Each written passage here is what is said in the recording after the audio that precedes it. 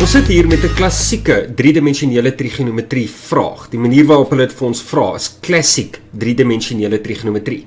Ons gaan nou 'n bietjie kyk na hoe ons dit hanteer in 3 dimensies, maar vir nou kom ons kyk net na die vraag. Hulle sê vir ons daar's 'n vlagpaal AE, so ons kan hom dan nou aandui daar, daardie gryslyn is 'n vlagpaal met 'n lengte 5 meter wat skuins staan met hoek van 10 grade met die vertikaal. Nou dis baie interessant, want gewoonlik gee hulle vir jou vlagpaal wat perfek regop staan. So jy het jou grondvlak en dan het jy nou 'n sê nou maar 'n vlagpaal of 'n gebou of iets wat perfek vertikaal staan.